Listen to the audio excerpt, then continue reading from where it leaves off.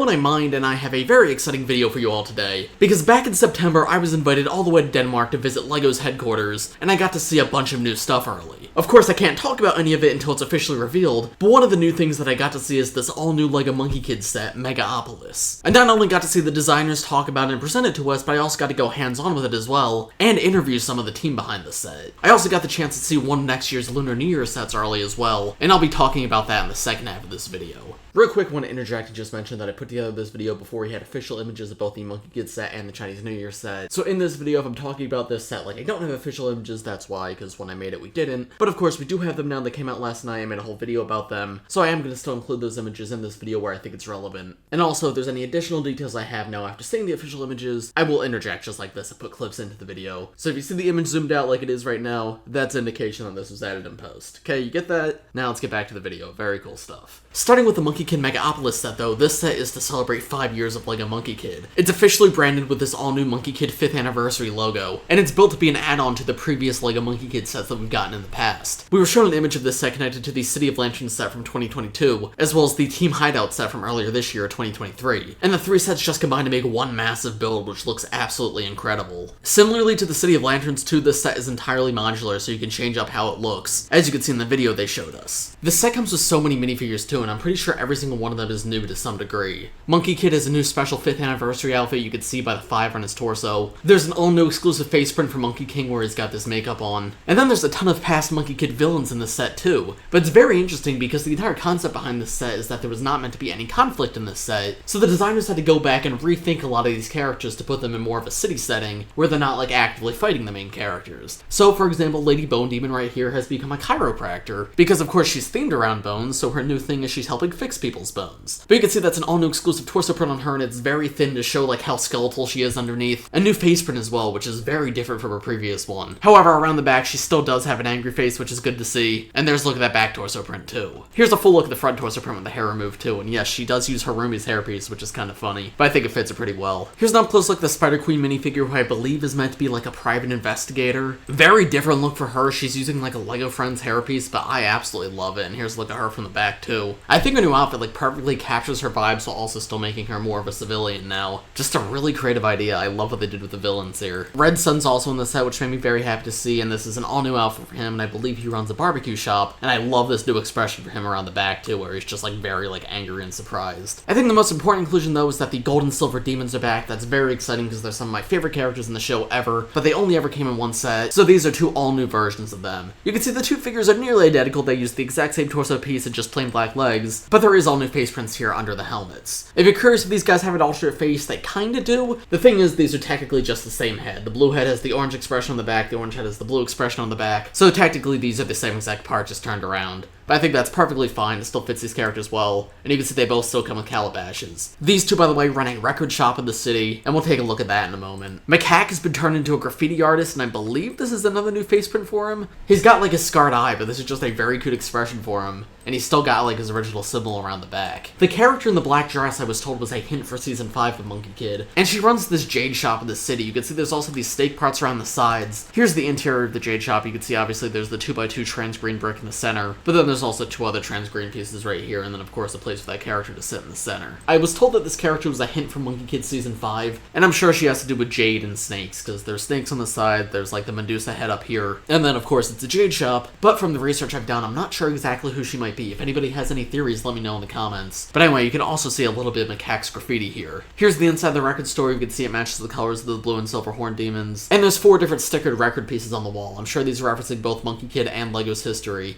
For example, this is the LEGO Ideas Jazz Quartet up here, but if anybody recognizes any of these other references, feel free to point them out in the comments. Here's a look at Red Sun's little barbecue stand. Not too much going on here, but still very cute. Here's the outside of Lady Bone Demon's chiropractor office, and you can see there's a separate advertisement right here with the Dragon of the East. There's an advertisement around the side of this building too for the shoe store that we saw in the very first Monkie Kid special, which is very cool to see that harken back to. And then Pigsy's got a new shop in this set too, and now he's selling duck. And you can see, of course, they call back to the classic LEGO duck right here. Then we have this giant Monkey Kid staff coming out the top, which looks so cool, and there's a spot to put Monkey Kid at the top. I love the vinyl cloud piece going around, that looks amazing. Here's the front of this building up a little bit closer, and you can see to the side right here, this is actually another reference. This is a little stand for Tang to be doing his book signing, because of course Tang wrote a book, so he has a whole event going on right next to Pixie's shop, and it looks like he's advertising the fact that he's best friends with Monkey Kid. Here's a sticker around the side of Pixie's shop, and I know it's a bit of a grainy picture, but here's a look inside. Obviously we have the duck hanging from the ceiling. It looks like Pixie has a framed photo right here and some award that he got. But then this right here next to Pixie's shop, this is very cool. This is like a little arcade game, maybe like a claw machine, and it's got a few prizes inside,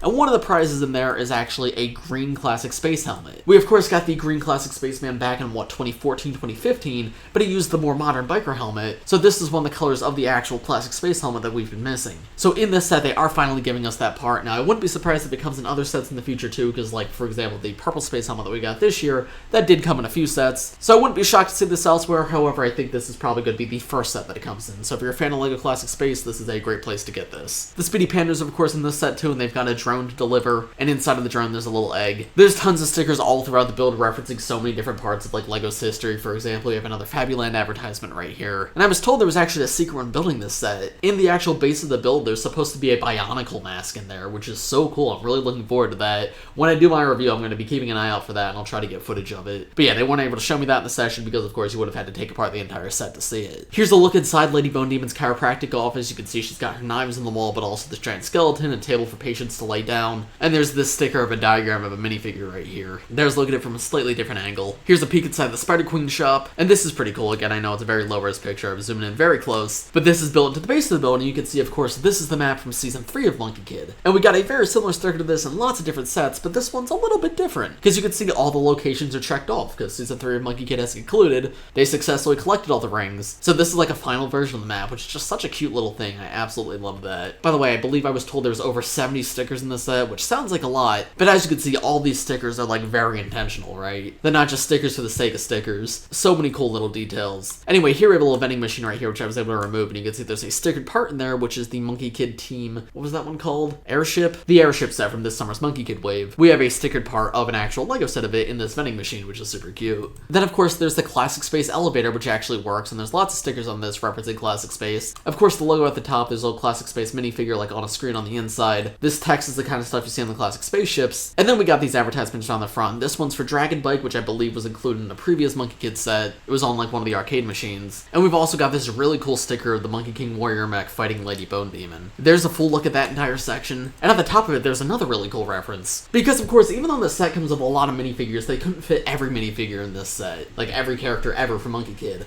However, they still tried to include references to as many as possible, so even though Lady Ironfan's not in this set, here they're still kind of implying what she'd be doing if she was in this set, because this is meant to be an air conditioning unit, and because she's Lady Iron Fan and she's all about fans, her role as just a regular civilian is selling air conditioning units, which I just think is so funny. I love that so much. On a similar note, you may have seen on this side over here, we have a Ferris wheel that's themed around Nerja, and then the demons from Season 4 too get their own little nod. Here's an interesting location to look at. This is of course for Monkey King. I believe this is meant to be a place for him to like give an opera performance. But you can see the roof of this, that might look a little unfamiliar to you, and that's because that's actually an all-new LEGO color for this year. Or I guess next year, 2024. It's like a slightly darker orange, or maybe it's more of like a reddish orange. It's darker than LEGO's like standard orange, but of course lighter than LEGO's current dark orange color. Like you can see Monkey King's hairpiece is the old dark orange, and the roof is the new dark orange. And then I think the shoe up there is just LEGO's standard orange. Yeah, that one is not the new color. But yeah, it's a really cool new addition to LEGO's portfolio, and I'm really looking forward to seeing what else they do with it. And then I guess one final thing to point out here, these are all new Peach pieces for this year. Previously we've gotten printed Peaches in LEGO Monkey Kid in the past, but they created an all new molded part, which is more in line with like the classic LEGO Apple piece. I think that's a fantastic change, an amazing new molded part to get, and it's not exclusive to this set either. As we'll see in just a moment, it also comes in this year's Chinese New Year set, but you can see it's on this tree in this set right here. So yeah, this is an amazing set all around, and one that I am very, very excited for. The Monkey Kid team did a fantastic job, and it truly feels like a celebration of 5 years. I love that they brought so many villains back and like introduced them in a new way, and that they're even like teasing the villain for this year. As of the time you're recording this video, I haven't gotten official pictures from LEGO, so I can't like show you more from this set, but I'm sure there's lots more to this set that I haven't covered yet.